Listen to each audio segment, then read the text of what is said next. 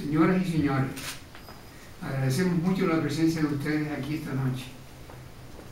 Debido a que don Tomás Van de Valle Sotomayor, director de la Real Sociedad Económica de Amigos del País de Gran Canaria, se encuentra fuera de la isla, me cabe el honor de representarle presidiendo un acto que viene enmarcado en el ciclo que organiza esta Real Sociedad, la Asociación Cultural desde la Sombra del Almendro, en Gran Canaria y en Tenerife, para conmemorar el centenario de la muerte de don Nicolás Estevez Murphy.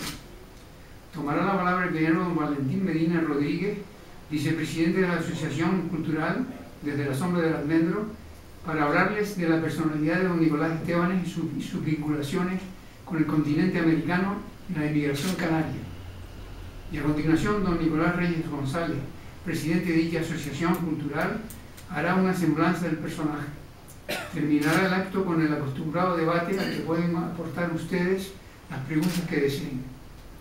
Ahora voy a leer los perfiles biográficos de los dos conferenciantes. Don Valentín Medina Rodríguez, la tesis doctoral presentada en la Universidad de Las Palmas de Gran Canaria en el año 2000 versó sobre el tema de la aportación canaria al desarrollo asociativo español en Cuba, 1861-1936, y versó sobre el tema que acabo de decir, y recibió la nota sobresaliente cum laude. Como investigador, sus líneas de trabajo han estado siempre relacionadas con la realidad del archipiélago en el periodo contemporáneo, haciendo especial hincapié en las relaciones Canarias-Américas y con el mundo americanista desde el siglo XVIII hasta la centuria pasada. Ha presentado comunicaciones y ponencias en congresos, jornadas y simposios regionales, nacionales e internacionales.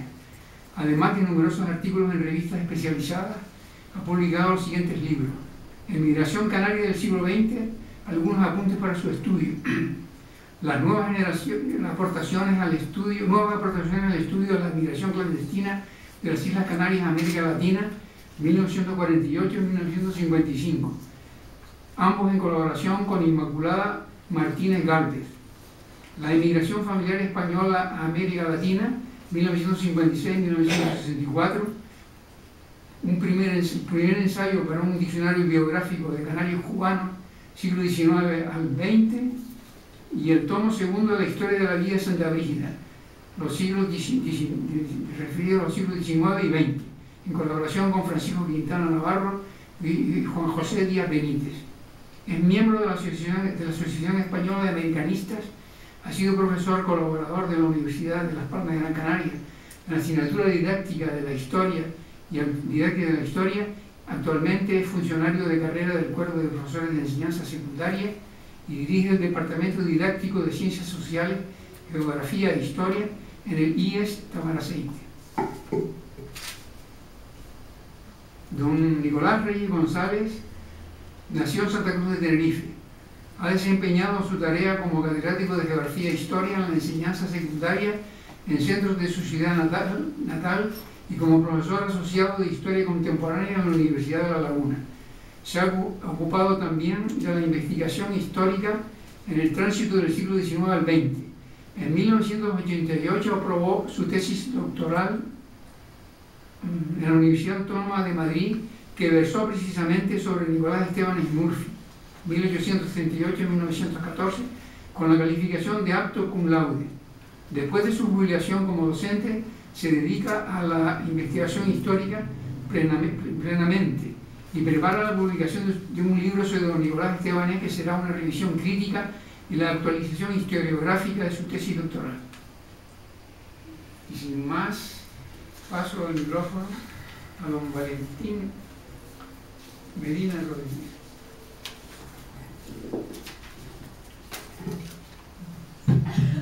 Bueno, buenas noches a todos los que han venido al acto convocado por la Sociedad de la Sombra del Almendro.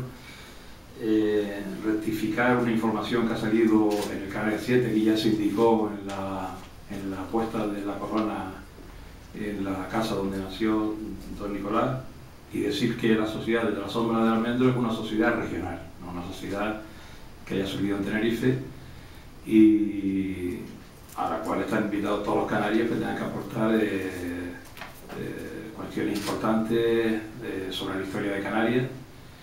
Y después precisar un poco el currículum. Ya he dejado de ser jefe de departamento, ahora es mi amigo Ernesto Hernández López, y bueno, es de justicia aclararlo también, ¿no? El planteamiento que yo me he hecho sobre mi intervención es una pequeña introducción del personaje, su recorrido o su periplo por el continente americano, grosso modo, porque es un acto que tampoco hay que abundar en demasiados detalles, y en tercero, unas conclusiones. Don Nicolás Esteban Aimurphy, militar, político, federalista, ideólogo y traductor español, a quien se deben versiones en lengua española de la política de Aristóteles, obras escogidas de Séneca, obras escogidas de Cicerón, del espíritu de las leyes de Montesquieu, catecismo positivista de Augusto Comte, publicadas todas en París por la casa editorial Garnier Hermanos, con la que colaboró muchos años. Nació en Las Palmas. Comienza a denominarse por vez primera Las Palmas de Gran Canaria en el censo de población de 1950. Si al decir esto después se conecta con que la asociación es de Tenerife, a lo mejor me llevo un rapapolvo, entonces por eso también es importante comunicar. Entonces, por la investigación que he hecho, el nombre de Las Palmas de Gran Canaria censado aparece en 1950. Antes de eso aparece el nombre de Canarias, etc., ¿no? Como digo, nació el 17 de febrero de 1838, hijo de un militar progresista de origen malagueño, Francisco de Paula Estebanes, y de Isabel Murphy Meade, de una familia de comerciantes de ascendencia irlandesa asentados en Canarias. Aparte de Nicolás, formaban el grupo familiar sus hermanos Diego y Patricio.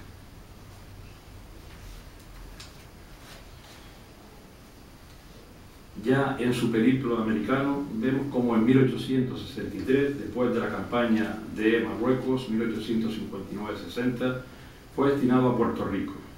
Y en 1864 se le encargó que visitara los Estados Unidos de América para estudiar los episodios militares más importantes de la Guerra de Secesión y elaborar la memoria correspondiente.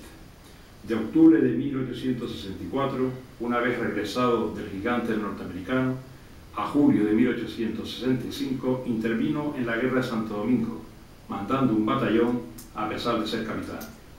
El recorrido de la guerra en la República Dominicana es el siguiente. En 1861, después de encarcelar, silenciar, exiliar y ejecutar a muchos de sus oponentes y por motivos políticos y económicos, Pedro Santana firmó un pacto con la corona española. Reinaba Isabel II y revirtió la nación dominicana al Estado colonial, el único país americano en hacerlo. Su propósito ostensible era proteger a la nación de otra anexión de Haití. La anterior había durado desde 1822, un año después de independizarse de España, hasta 1844. Pero los opositores lanzaron la Guerra de la Restauración en 1863, dirigida por Santiago Rodríguez, Benito Monción y Gregorio Luperón, entre otros. Haití, por temor a que España volviera como potencia colonial en su frontera, dio refugio y suministro a los revolucionarios. Los Estados Unidos de América, que en ese entonces tenían su guerra civil, que se prolongaría, como todos sabemos, desde 1861 a 1865, protestaron enérgicamente por la acción española. Después de 2 años de lucha, España abandonó la isla en 1865. Reintegrado al ejército y destinado de nuevo a las Antillas, había sido encarcelado durante 11 meses en las prisiones de Salamanca y de Ciudad Rodrigo, tanto por su activa participación en la Revolución Septembrina de 1868 como en el Movimiento Federal de 1869, y amnistiado un año después. Prestó sus servicios en Puerto Rico, donde contrajo matrimonio con María Concepción Suárez Otero, con la que tuvo 2 hijos, y en Cuba, donde fue propuesto para comandante por méritos de guerra, cargo que nunca accedió, y veremos el porqué a continuación. En la Gran Antilla, por su parte, llevó a cabo una importante labor periodística, sacando a la palestra en el ámbito cultural español a importantes escritores cubanos represaliados por la metrópoli. El 25 de agosto de 1871 fue fusilado el poeta Juan Clemente Cenea, y el 11 de noviembre publicaba Estémanes en la Ilustración Republicana Federal, y cuyo nombre aparece desde el primer número del 15 de junio de 1871 entre la relación de colaboradores que figuran en la cabecera de esta publicación, salida a la luz en Madrid y dirigida por Enrique Rodríguez Solís. Un artículo en su recuerdo en la sección Glorias Cubanas, serie que continuó con otros dos trabajos dedicados, uno a Plácido, seudónimo del poeta Gabriel de la Concepción Valdés, y el otro a Heredia, José María de nombre, poeta, periodista, abogado y dramaturgo, y al que se le considera el padre literario de José Martí y el primer bate romántico de América. Apareció esta tercera entrega de Glorias Cubanas cuando Nicolás Estémanes pedía la licencia absoluta del ejército, es decir, solicitó la misma el 8 de diciembre de 1871, fecha de salida del artículo en cuestión. El suceso que marca la decisión de su licencia absoluta del ejército español fue el fusilamiento en La Habana de 8 estudiantes de medicina a manos de voluntarios españoles, esto es, fuerzas paramilitares anexionistas, el 27 de noviembre del año arriba señalado, y uno de los momentos más recordados de la guerra de los 10 años, 1868-1878, por la falsa acusación de haber ultrajado la tumba de un periodista español y detenidos el día 24. Este acontecimiento le llevó a romper públicamente su sable y arrancarse los galones de capitán en la famosa calle La Acera del Louvre, al escuchar las descargas que los fusilaban, discrepando de lo que consideraba un crimen y pronunciando estas inmarcesibles palabras: antes que la patria están la humanidad y la justicia. En la concurrida esquina de San Rafael y Prado, hoy día en la capital cubana, una placa en bronce recuerda la actitud honorable de Nicolás Estémanes. Todos los años, el día 27 de noviembre, es una fecha que convoca a los cubanos que, con marchas juveniles y diversos actos y conferencias, rememoran la valiente actitud de nuestro paisano. Yo creo que su figura, su ejemplo en la defensa de la dignidad de cada ser humano, servirá igualmente para la futura democracia que surgirá en Cuba. Espero que más temprano que tarde. Tras la dictadura de tipo socialista instalada por Fidel y seguida por su hermano, lo que yo llamo la dinastía marxisto-anacrónico de los Castro. Suponemos que su marcha de Cuba se efectuaría en 1872. Vuelto de nuevo, lo vemos colaborando en 1877 con Revista de Cuba. En 1879, iniciada la Guerra Chiquita, por su duración entre dicho año y 1880, aunque sangrienta, y la segunda deliberación de la ya provincia española, fue expulsado del territorio cubano. El capitán general, Ramón Blanco y Arenas, le concedió 12 horas para abandonarlo, marchando a los Estados Unidos de América primero y luego a México. Regresó a la Perla del Caribe el 12 de junio de 1906, 10 días después de que se pegara un tiro el terrorista Mateo Morral, y estando en la presidencia de la Nación Tomás Estrada Palma. En ese mismo año fundó y dirigió el periódico En Marcha. No logró nuestro hombre establecerse definitivamente en ella, y cito textualmente, para gozar de su ambiente bienhechor, como dice en su llegada a Cuba. En esta reflexión escrita bajo este título hace de la guerra hispano-cubana, él reconoce que todos los españoles queríamos la conservación de Cuba para España, y más que nadie la anhelaba yo. Pero el tratamiento de colonia hasta el Pacto de San Juan, acaecido el 10 de febrero de 1878, y por el cual se le otorgó a la isla la condición de provincia española, el germen revolucionario de los criollos desde la Guerra de los 10 años, los procesos revolucionarios iniciados en la América hispana a partir de la segunda década del siglo XIX que influyeron en aquellos, la extensión de estos fenómenos a la conciencia de libertad que para la isla fue inoculándose en el sentir de parte de la inmigración española de la segunda mitad del 800 y la política expansionista de Estados Unidos hicieron posible la famosa frase «más se perdió en Cuba». El 23 de octubre de 1898, el gobierno de Cuba en armas aceptó el armisticio y comenzó la llamada crisis y generación del 98. Según Moreno Fraginals, para España el 98 fue un año que comenzó, quizás, en 1895 y tardó mucho tiempo en terminar. La última estancia en la isla se prolongó hasta parte de 1909, coincidiendo además con la segunda intervención norteamericana. La primera se extendió a los años 1899-1902 en función de la Constitución de 1901 y la enmienda Platt, en ella recogida, cuyos 8 artículos garantizaban el control de la isla por Estados Unidos y que seguiría vigente hasta 1934. Particularmente pienso que de aquellos lodos vienen estos barros, porque todavía parte de Guantánamo lo sigue ocupando los Estados Unidos, y yo tenía la esperanza que con el nuevo presidente, que parecía aperturista en este caso, Barack Obama, se iba ya a entregar esta parte de la isla de Cuba, que es de los cubanos, a sus propietarios, aparte de la ignominiosa cárcel que tienen allí, que va en contra de cualquier derecho internacional. Pero bueno, todos sabemos que los presidentes norteamericanos en política internacional siempre llevan la misma línea, llámense republicanos o llámense como se llame. Así, en esta nueva fase neocolonial estadounidense, iniciada en 1906, la dirección del país corrió a cargo del gobernador civil nombrado al efecto, Charles Edward Magún, algo que no debió de gustarle mucho, por no decir nada, a Nicolás Estebanes, amante de la libertad de los pueblos y su sentir por la permanencia de Cuba como parte de España. Por último, y respecto a las guerras civiles entre España y su colonia y posterior provincia, destacar que tanto en el conflicto de 1868 a 1878 como en el del 95, en el Ejército Libertador, el mayor número de hombres dentro del grupo español incorporados a la causa independentista procedían de Canarias.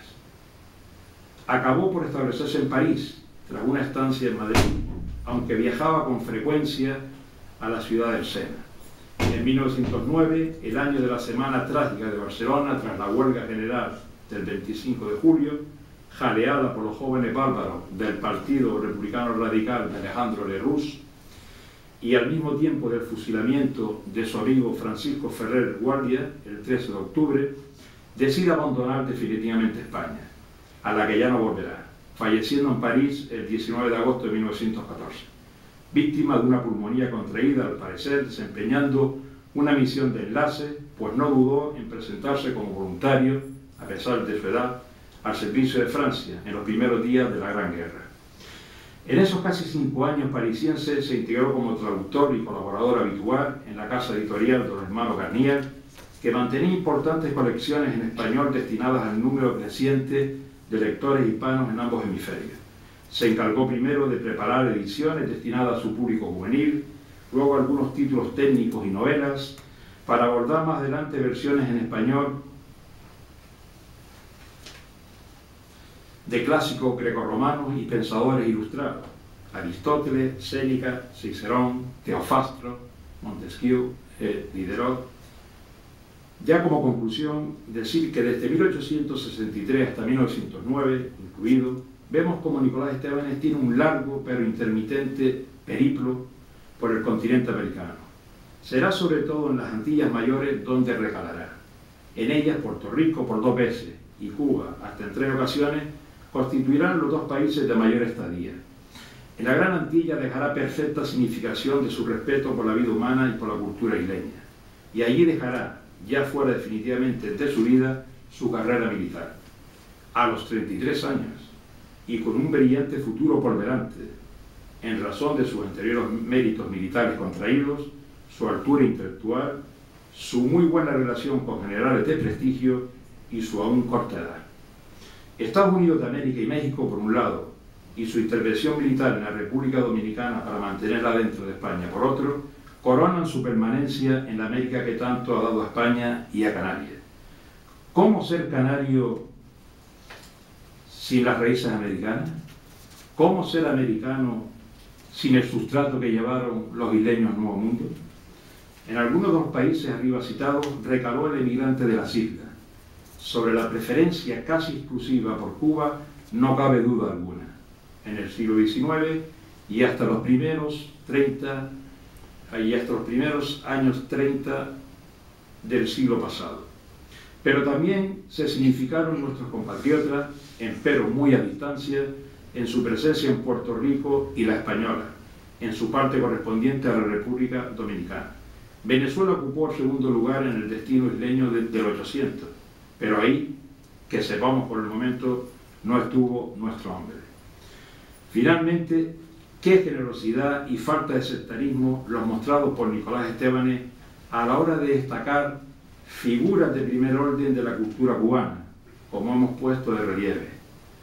En él pesaba más la categoría intelectual de los nombrados, dándolos a conocer en la Ilustración Republicana Federal, que sus actitudes anticolonialistas, por las que todos pagaron un precio muy alto.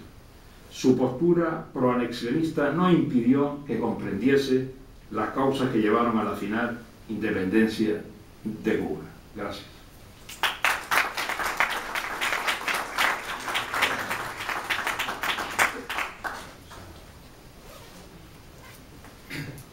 Parece que me toca.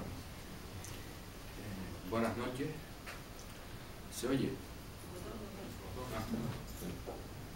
¿Ya? Repito, buenas noches. En primer lugar, nuestro agradecimiento a la Real Sociedad Económica de Amigos del País de Gran Canaria, a su director, don Tomás Valdés Valle, y que no ha podido asistir, y a don José Díaz Saavedra de Morales, por sus palabras en la presentación de la presentación.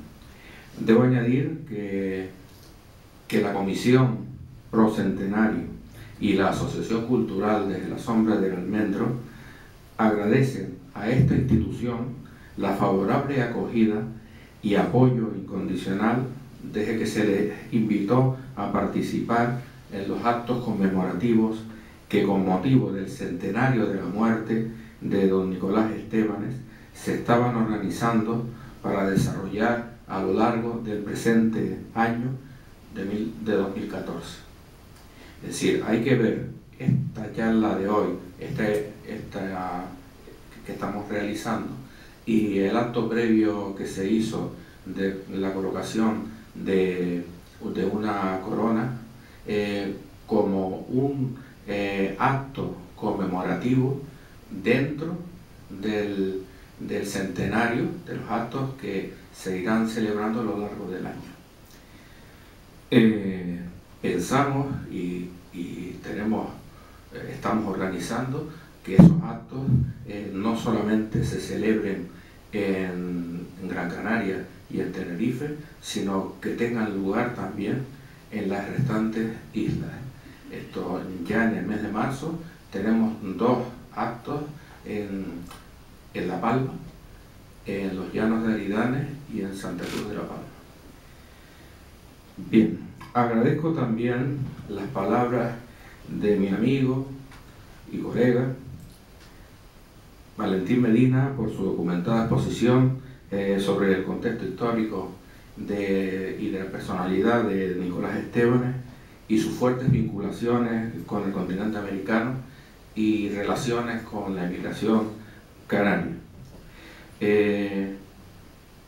Agradecimiento que hago también extensivo a todas y todos los que con su asistencia se han sumado a este merecido homenaje a nuestro paisano. Bien, nos reunimos hoy en este salón de la Sociedad Económica de Amigos del País de Gran Canaria, en la ciudad de Las Palmas, muy cerca de la casa donde nació Nicolás Estébanez, situada en la plaza de San Antonio Abad, lugar en el que se le ha rendido un homenaje floral, como dije antes, con unas palabras de recuerdo hacia él.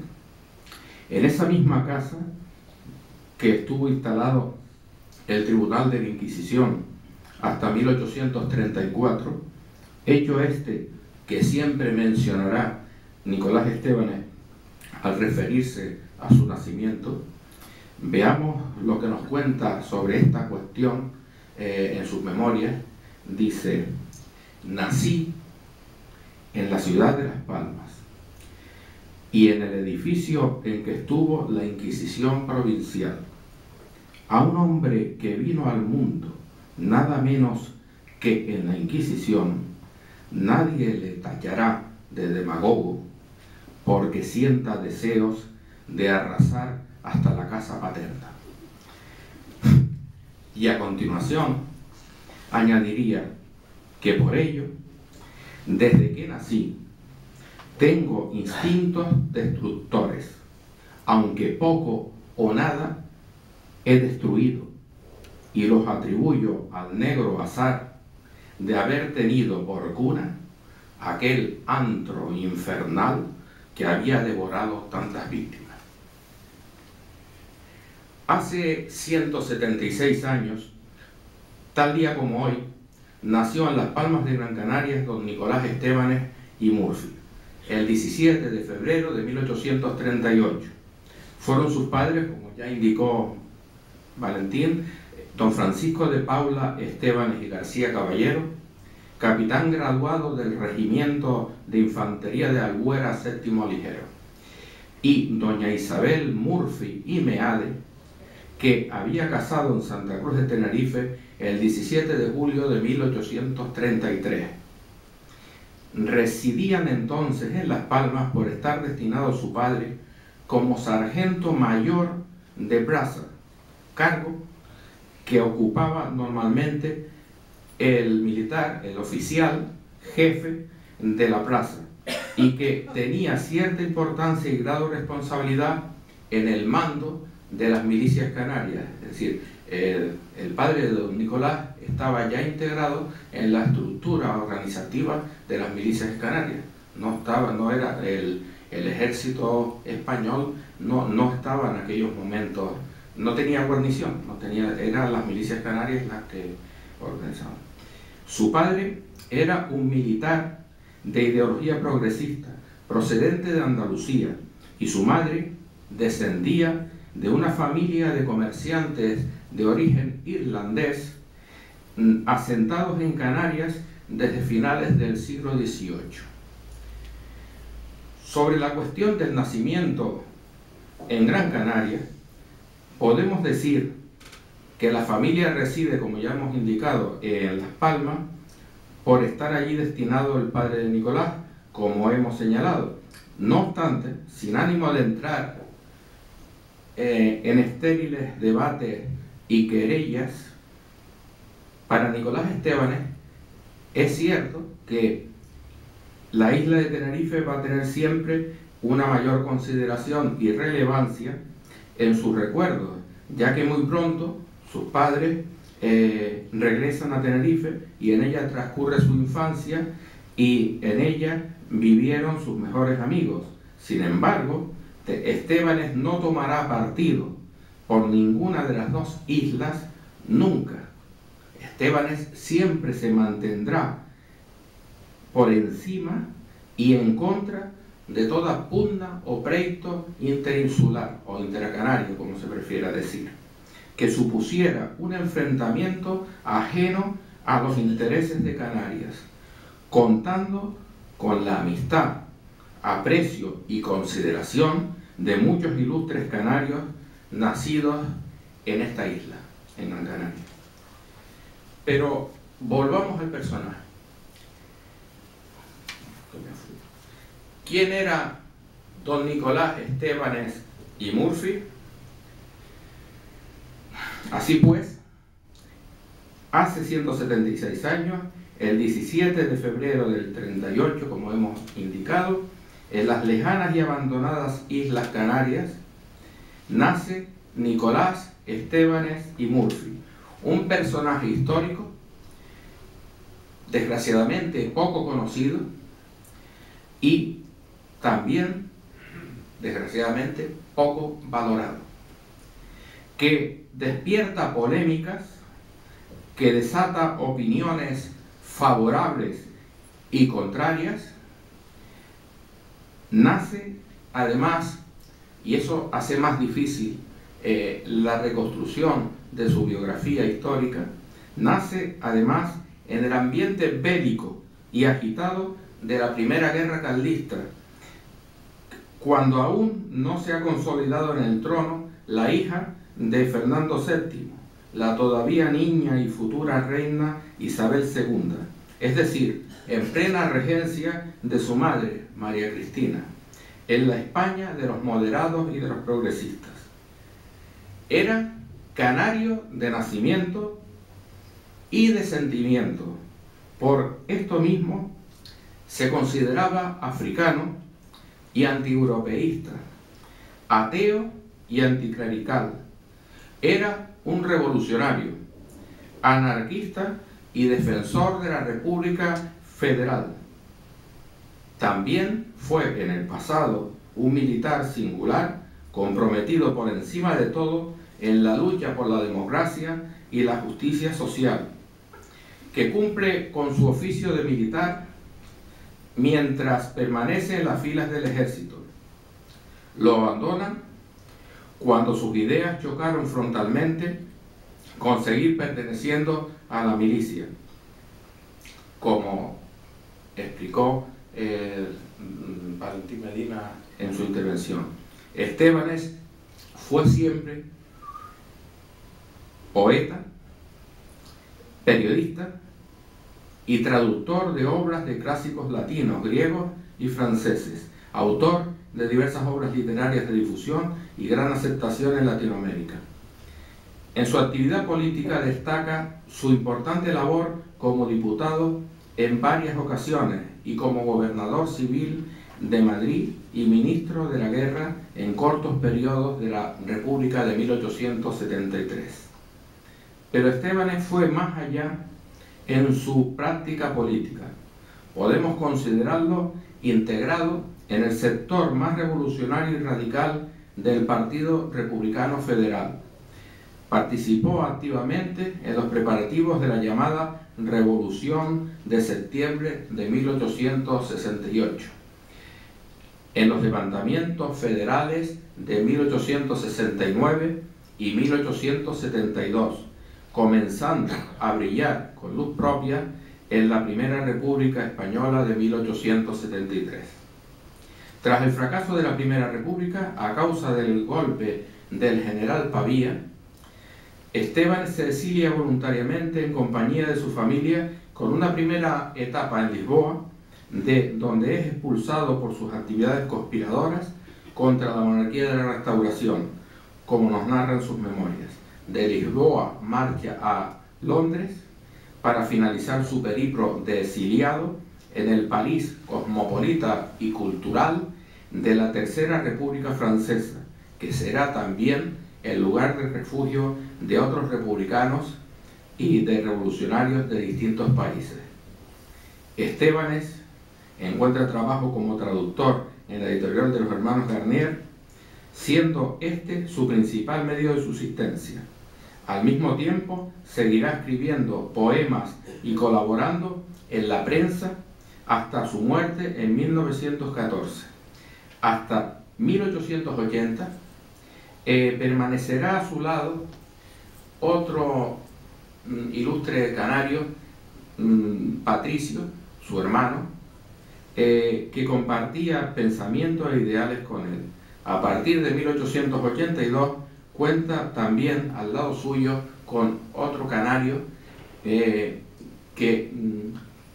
también es republicano federal y que debía de ser recuperado su biografía histórica por su gran interés. Nos referimos al lanzaroteño Elías Cerolo Herrera, republicano federal como él, y Elías se va a encargar en la editorial Garnier de la sección de libros para Hispanoamérica de la editorial y de la edición de un diccionario enciclopédico de la lengua castellana que elabora con las aportaciones de muchos intelectuales y escritores españoles y latinoamericanos que enriquecen con sus trabajos esta obra, que tendrán una amplia difusión en la América Latina.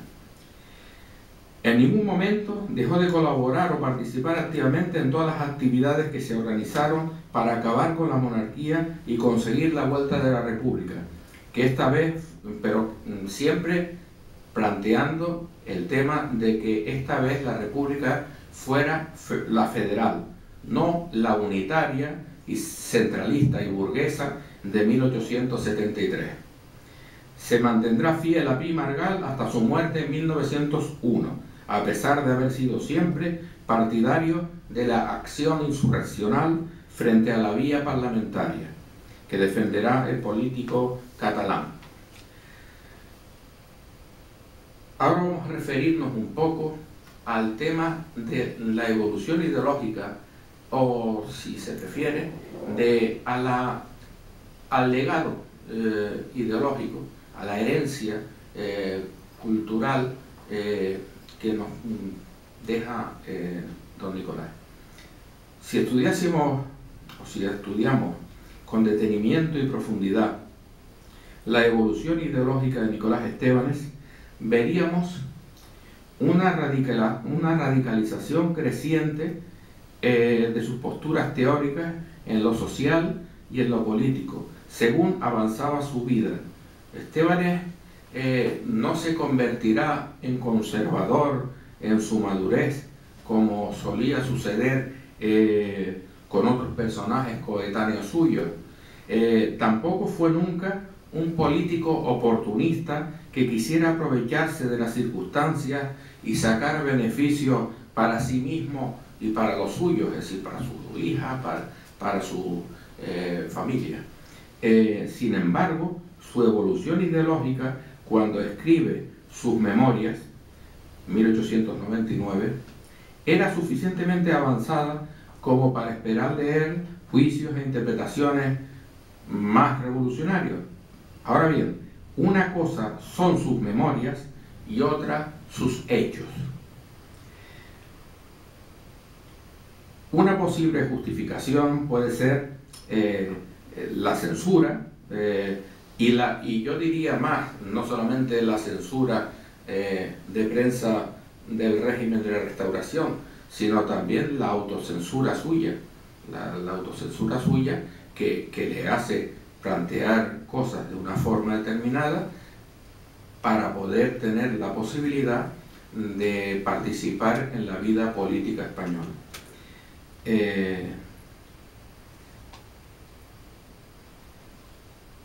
Es además una cosa muy interesante, pero eso no pasa solamente con don Nicolás Estebanes, sino con muchas más personas. Nicolás Estebanes escribe artículos y poesía de una mayor rotundidad ideológica que la de sus memorias, sobre todo tras la desaparición de Pi Margall, porque don Nicolás Estebanes tiene algo que a lo mejor no está muy extendido en la práctica de la política, que es la lealtad. Y entonces, si él le promete a don Francisco Pi Margall ser leal y mantener la unidad del Partido Republicano Federal, pues lo hace hasta la muerte de Pi Margall. Después ya no, después ya está liberado de este compromiso. Parece que hay cierto temor a relacionar a Nicolás Estebanes con el pensamiento anarquista coetáneo, como si fuera un deshonor y algo que es preciso ocultar para no desprestigiar a nuestro personaje. Yo no les voy a decir todo, pero no porque esté preparando un libro sobre esto, sino por el espacio porque puede parecer una especie de llamada a que esperen y compren luego el libro, pero no es eso, sino que realmente sería muy extenso explicar en toda su cuestión y con todas las últimas fuentes que he podido obtener todo el desarrollo de la cosa. Solamente les diré algunas pinceladas. Los primeros destellos de pensamiento anarquista aparecen ya en el joven Estébanez con 18 años, en 1856, es cadete del Colegio de Infantería de Toledo, o sea, es un futuro militar, con unos versos que escribe cuando estudia en este colegio, criticando en estos versos. Yo no voy a leer el verso, sino voy a comentar lo que dice criticando las viejas monarquías por su carácter teocrático y tiránico, y aborrece en el texto del verso el orden que hace sufrir bajo el despotismo estrecho y el derecho, es decir, las leyes, que en su pensamiento sería el tirano del porvenir, deseable a su criterio en la República. Es decir, que cuando decimos que se radicaliza su pensamiento según va avanzando esta evolución ideológica, nos referimos a que partimos del 18, que a los 18 años ya tenía este pensamiento. Entonces podemos precisar que no solamente se mantiene en esas ideas, sino que las sigue defendiendo. Aunque existan artículos y en las mismas memorias y tal, que no hagan pensar que está escribiendo un anarquista. En su obra, una obra muy conocida que es una recopilación de artículos, Rastros de su vida, publicada en 1913, nos explica su agnosticismo. Mi regla es hablar poco de lo que no entiendo. Yo no sé una palabra de Dios, de su existencia, de su grandeza, ni de su necesidad. Estébanez, a través de una carta a su amigo Giroldán, don Ramón Giroldán y Ríos, un político conservador tinerfeño que era íntimo amigo de Nicolás Estébanez desde la infancia. Esto en las cartas suele Estébanez provocar al amigo, como sabe que es conservador, pues le dice cosas para ver. Sería un documento precioso, o sea, fundamental el conseguir las cartas que le escribe Ramón Giroldán a él, las que le escribe, las que le contesta Nicolás Estébanez Entonces dice en una de las cartas, un revolucionario, se presenta en esa carta como un revolucionario cuyo bello ideal es la anarquía científica, y cito textual, la racional, la que tiene por medio la destrucción y por fin la felicidad humana. ¿Crees tú que la libertad es compatible con el funesto principio de la autoridad? Se ha dicho, sigue diciendo Estébanez, que todas las formas de gobierno son buenas, pero yo digo que todas son muy malas. Mientras haya gobiernos, mientras haya leyes, habrá también tiranías, soldados, guerras y calamidades. Pero, como la política, y esta parte es muy interesante para explicar precisamente esas contradicciones que se presentan a veces cuando se habla de Estébanez. Pero como la política es una ciencia práctica, yo que reconozco la imposibilidad de llegar a la realización de mi ideal en 4 siglos, mientras tanto, defiendo la República Federal como la solución práctica más compatible con la libertad, la justicia y las innumerables preocupaciones de la sociedad. Es decir, esa es una justificación que le hace a su amigo de por qué, a pesar de defender esa anarquía científica, y como no la ve posible, dice él, que en 4 siglos, pues como práctico, pues defiende la República Federal. Pasemos, vamos a pasar ahora a ver un poco el concepto de patria recurriendo al canto séptimo del poema Canarias.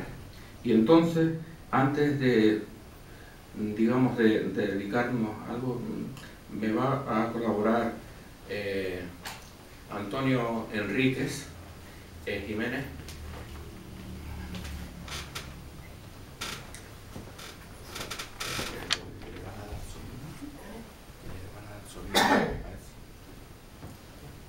¿Se oye? Sí. Bueno, voy a leer la parte esta del canto séptimo. Sí. La patria es una peña, la patria es una roca, la patria es una fuente, la patria es una senda y una choza. Mi patria no es el mundo, mi patria no es Europa, mi patria es de un almendro la dulce, fresca, inolvidable sombra. A veces por el mundo, con mi dolor a solas, recuerdo de mi patria las rosadas, espléndidas auroras. A veces con delicia mi corazón evoca mi almendro de la infancia, de mi patria las peñas y las rocas. Y olvido muchas veces del mundo las zozobras, pensando de las islas en los montes, las playas y las olas. A mí no me entusiasman ridículas utopias, ni hazañas infecundas de la razón afrenta y de la historia. Ni en los estados pienso, que duran breves horas, cual duran en la vida de los mortales las mezquinas obras. A mí no me conmueven inútiles memorias de pueblos que pasaron en épocas sangrientas y remotas. La sangre de mis venas a mí no se me importa, que venga de la Arabia o de las razas célticas y godas. Mi espíritu es isleño, como las patrias rocas, y vivirá cual ellas hasta que el mar inunde aquellas costas. La patria es una fuente, la patria es una roca, la patria es una cumbre, la patria es una senda y una choza. La patria es el espíritu, la patria es la memoria, la patria es una cuna, la patria es una ermita y una fosa. Mi espíritu es isleño, como las patrias costas, donde la mar se estrella en espumas rompiéndose y en notas. Mi patria es una isla, mi patria es una roca, mi espíritu es isleño como los riscos donde vi la aurora.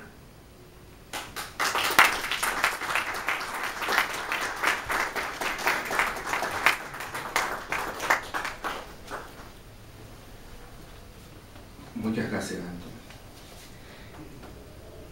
Bien.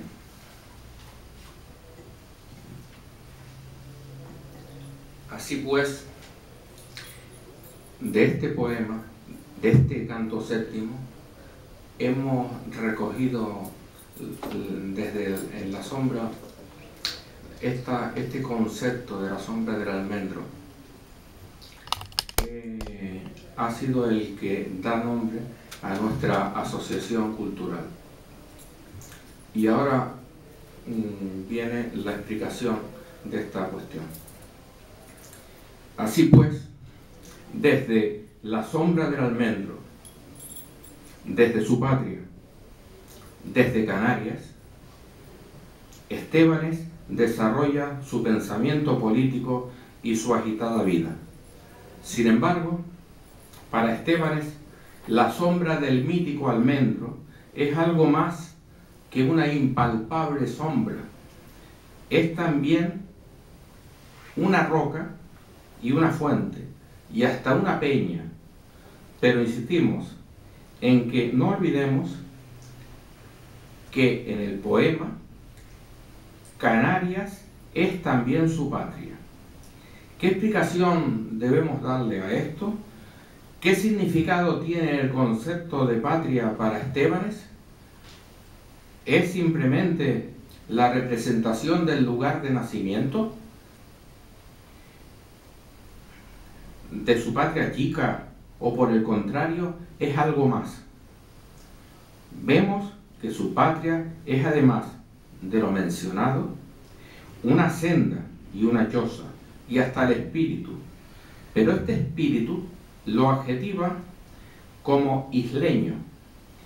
Así pues, su patria se configura también como una isla, pero hemos de destacar que su patria no es ninguna isla en particular. Ninguna isla puede reclamar privilegio alguno ni trato de favor. El poema Canarias en su totalidad y el canto séptimo en particular puede ser leído, escuchado y sentido por todos los canarios y canarias y puede, por lo tanto, ser asumido como un canto a la totalidad del archipiélago. En opinión de nuestra querida paisana, la canaria María Rosa Alonso, este último canto séptimo del poema Canarias es el más logrado según su opinión, y considera que en estos versos Estébanes, y cito a María Rosa, acertó a residenciar el sentimiento de la patria en la geografía, en lo firme de la tierra, dice ella. Peña, roca, fuente, senda, choza, cumbre, isla, y frente al mundo o Europa, el poeta achica, minimiza la extensión para transmutarla ¿en qué? En una sombra del almendro. Estébanes se remonta a los años de su infancia y nos dice que la patria es también la memoria, la cuna y una ermita y una fosa. Así pues, vemos que Canarias se configura en la obra poética de Estébanes como un medio geográfico característico y concreto, unas islas rodeadas por el mar, que también lo personaliza en la siguiente estrofa de otro poema de Nicolás Estébanes, de un poema que lleva el título de Capricho, escrito en 1874, posiblemente incluso escrito antes que el poema Canarias. Dice, yo no lo voy a leer como poema, sino esto así, como si fuera prosa, que a fin de cuentas hay muchos y hermosos ríos, pero solo existe un mar, el mar que meció mi cuna y mi tumba cubrirá. En otro poema, en Mis banderas, julio de 1893, es decir, unos años después, nos plantea que no hay fuerza en el mundo que pueda rectificar de las 7 islas Canarias la frontera natural, ya que forman un grupo que no se mutilará, dominado por el Teide, protegido por el mar, como puede suceder con los imperios de Europa. En este mismo poema, también en Mis banderas, plantea unos versos que se comentan por sí mismos. Se equivocan los que piensan que no se debe luchar por mitos y convenciones como patria y libertad. La libertad no es un mito, y aunque fuera un ideal, la lucha por ella es la lucha por la propia dignidad. La patria no es un capricho, no es cosa convencional que la diplomacia pueda a su antojo cercenar. Estebanes critica en este mismo poema a los filósofos que se pierden en inútiles abstracciones, divagando sobre la humanidad o reflexionando sobre la patria universal, y menosprecian sin embargo al hombre. Defiende en este poema el amor a su patria isleña, a sus rocosas peñas, porque piensa que concentrando su facultad afectiva en algo definido y concreto, este amor gana en intensidad y se hace incluso, desde ese amor a esa tierra concreta, se hace incluso más universal. Vemos, pues, cómo la sombra del almendro del canto séptimo del poema Canarias va configurándose lentamente y tomando una forma concreta, un archipiélago de 7 islas con una frontera natural, una frontera nítida que se encuentra rodeada por el mar. Esta frontera marina, este mar que nos rodea, hay un cuarto poema que es quizás menos conocido, que es Mis Islas, en que repite esta definición o configuración de su patria canaria. Dice, nos limitamos a lo que está relacionado con esto, ¿no? Dice, porque aquella es mi patria idolatrada, una patria concreta y definida, y no habrá nunca poderosa espada que la corte, la aumente o la divida. No tiene la frontera artificiosa que en los tratados fija a las naciones la diplomacia ruin y cautelosa, o el terrible poder de los cañones. La suya la marcó la naturaleza, nunca sujeta a leyes arbitrarias. Desde que canta el mar, la gentileza del espléndido grupo de las Canarias. Terminemos haciendo referencia a otro personaje que también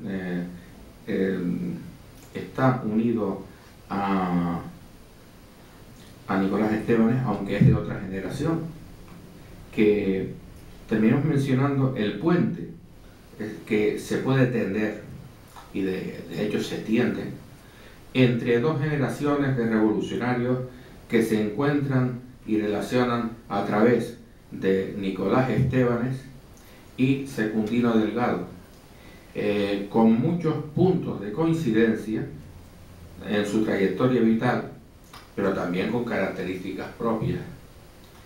Los dos son canarios, como se sabe. También coincidían los dos en cuestiones de indudable interés. Los dos conocían y amaban a Cuba, siendo partidarios ambos de su emancipación. Odiaban los dos al general Weyler por su actuación represiva en la perla de las Antillas, y eran también enemigos acérrimos, los dos, de la institución monárquica, ateos y revolucionarios. Los dos militan en las filas del anarquismo libertario, desde el que pueden luchar por la autonomía de los pueblos y de los individuos, rechazando ellos siempre el nacionalismo burgués. Don Nicolás Estebanes se mantiene vivo en nuestra memoria colectiva, en nuestros recuerdos, en la lectura de sus poemas, en los actos que organicemos en su memoria. No permitamos que sea silenciado, ni manipulado. No permitamos que sea olvidado. No consintamos que vuelva a morir otra vez, que sea olvidado de nuevo. Muchas gracias.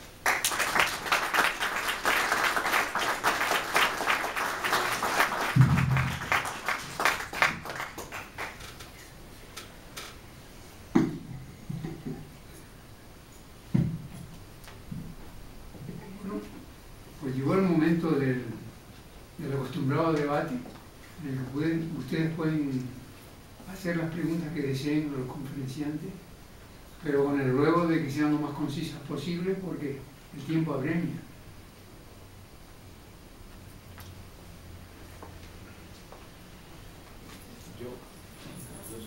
Para romper un poco, ¿me lo van a preguntar? No, vamos a establecer un pequeño debate. Yo, como dije, Nicolás Estebanes quería que Cuba fuese española, pero llegó un momento que comprendió, por las razones que yo expliqué, que evidentemente el pueblo cubano se independizara. En el caso de Secundino Delgado, desde un primer momento sí estuvo a favor de la independencia de Cuba con respecto a España.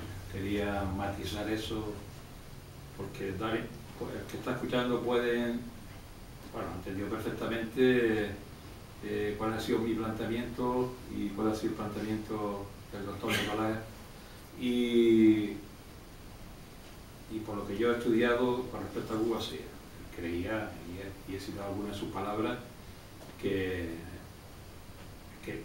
creía en la Cuba española, pero también entendió por qué la Cuba española se dejó de ser española, por las causas que yo estuve explicando. Secundino Delgado, de entrada, evidentemente, desde su exilio en Caracas en 1897-98, cuando saca el Guanche, aparece la revista El Guanche, ahí se ve claramente que él está a favor de la independencia de Cuba, como muchos otros canarios que intervinieron en el Ejército Libertador. Ya dije antes que dentro del grupo de inmigrantes españoles, los canarios fueron los que más lucharon por la independencia de Cuba. O sea, fue una guerra civil, en definitiva. Nadie quiere hablar de guerra civil en Cuba. Cuba fue una guerra civil. Cuba perteneció a España desde el momento del descubrimiento, conquista, colonización, hasta 1888. Y allí habían emigrantes de todas las partes de España, canarios por supuesto, y lucharon canarios contra canarios, porque había los ejércitos paramilitares, como eran los voluntarios, los voluntarios o los voluntarios. Y qué casualidad que en uno de esos ejércitos de voluntarios de La Habana estaba Luis Felipe Gómez Van Güemes, que después fue independentista canario. Luis Felipe Gómez Van Güemes en un primer momento estuvo a favor de que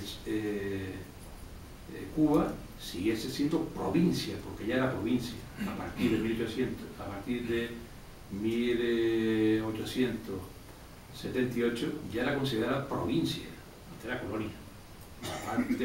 Del Sanjón dejó claro que era provincia, un poco para mantener las ínfulas ya revolucionarias que se veían en la isla. Por Luis Felipe Gómez Van Güemes es un personaje que da unos virajes terroríficos, de pasar de ser por españolista total a ser anti-españolista con la aparición de la revista El Guanche, su segunda época en La Habana, en 1924-1925, que salieron 9 números, de la cual fue director. Y hay otros nacionalistas, también, en el caso concreto, aunque me saca un poco ya del debate, pero creo que ya ha centrado la postura de Secundino clara en contra de que Cuba siguiese siendo española, y de Nicolás Estebanes, que sí quería ser español, pero que entendía por qué dejaba de ser español. Bueno, yo me he encontrado con otro nacionalista de pro, que al regresar a Canarias pues se olvida toda su faceta de independentista y llega a ser alcalde de la aldea San Nicolás durante 15 años. Era alcalde que históricamente ha permanecido más tiempo en el cargo, en la alcaldía, en un régimen que era en principio en Cuba, o dentro de un país que es en principio, o dentro de un sistema que estaba en contra, que era un sistema político español, en ese caso era ya la dictadura, y que estaba en contra de que Canarias perteneciese a España. El personaje concreto es Francisco Ramos León.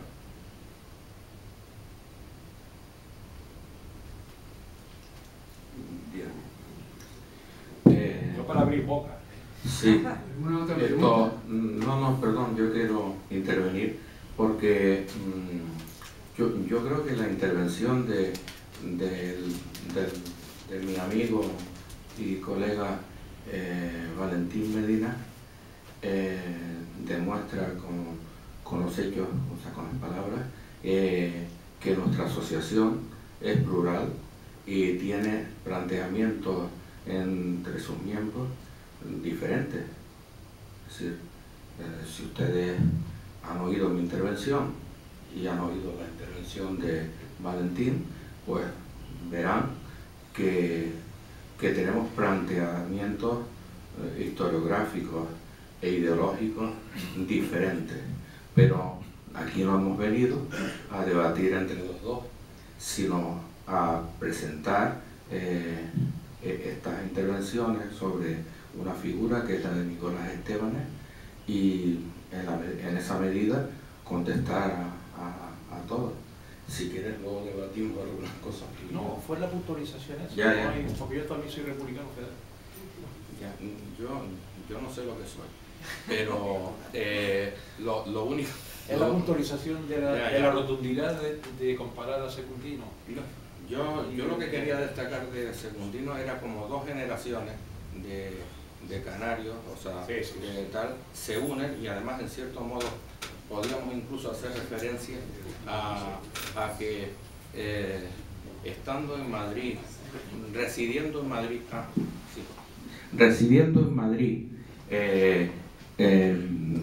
muchos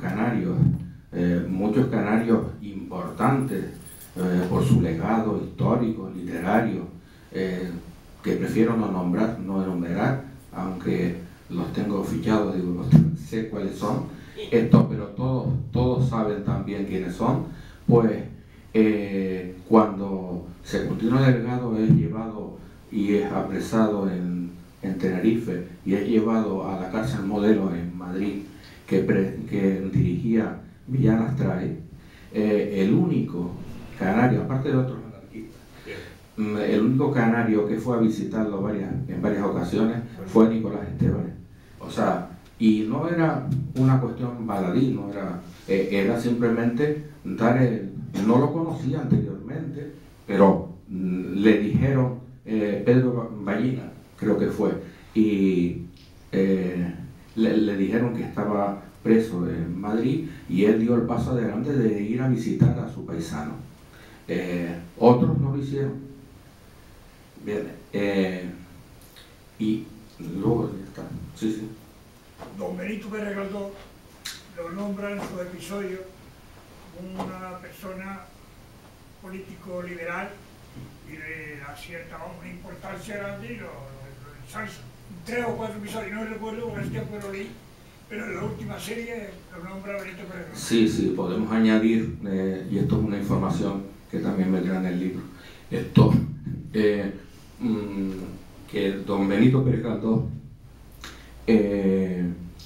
sí es conocido por Nicolás Estebanes, y esos episodios en los que don Nicolás Estebanes no solamente es nombrado por don Benito, sino que es personaje de los episodios, es decir, en la Primera República, en el episodio sobre la Primera República, en otro espacio. Y entonces los textos, o sea, recurren don Benito a las fuentes de las memorias y también a conversaciones con su paisano, con Nicolás Estebanes. O sea que sí es muy interesante esa consideración. ¿Alguna otra pregunta? Bueno, si no hay ninguna otra pregunta, agradecemos mucho las dos conferencias, interesantísimas conferencias, y damos por terminado el acto.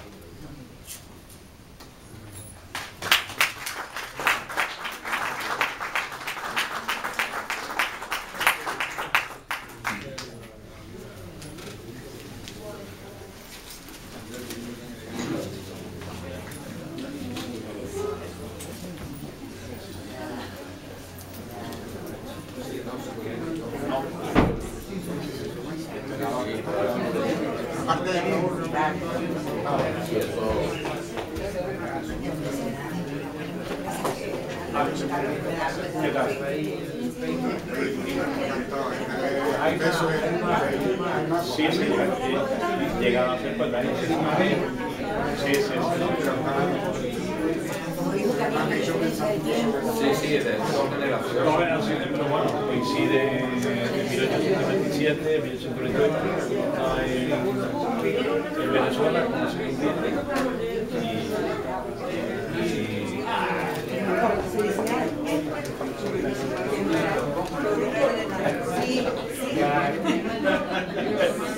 Sí, lo que quiera, estamos dispuestos a un de personas. Aquí estoy muy a gusto. Sí, sí, sí. Estamos muy contentos. Además hablaron en la época, con las circunstancias de la época. No es fácil. No, no es fácil atenerse a la historia. Atenerse a la historia. Dígale, Nicolás. Sí, es verdad. Sí, es verdad, nos despistamos. Oye, Nicolás, nos despistamos. El maestro de ceremonia es Nicolás. No tengo nada que ver en eso. Adiós. Al final de ello, ahora la ¿en qué época?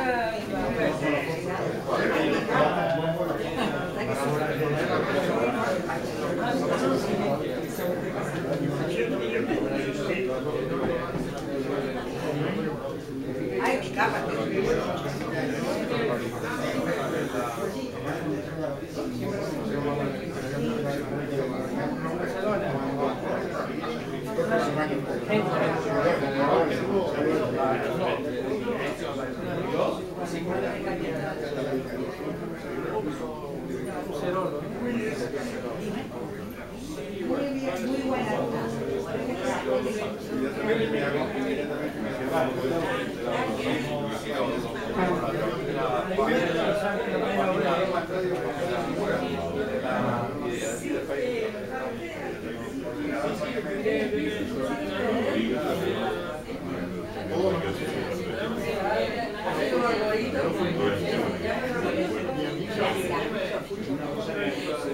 Muchas gracias.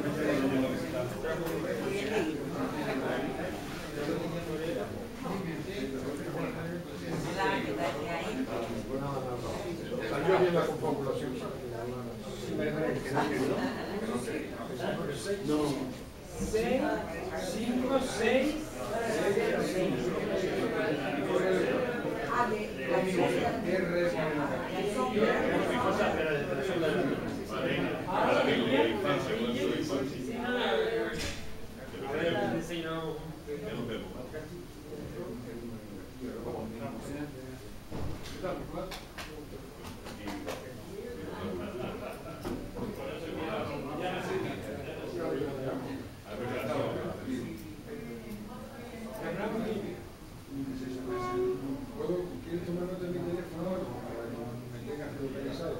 Podemos hacer cosas conjuntamente. Claro, podemos hacer cosas conjuntamente. Ya está, se da algo.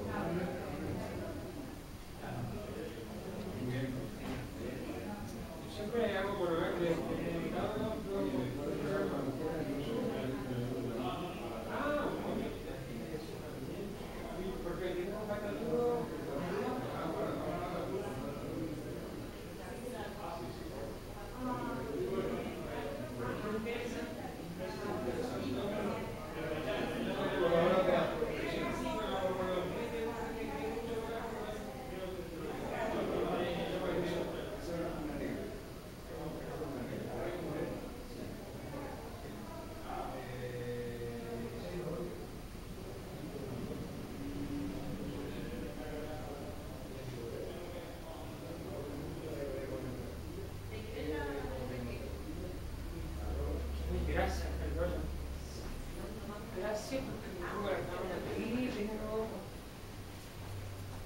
Pues mire,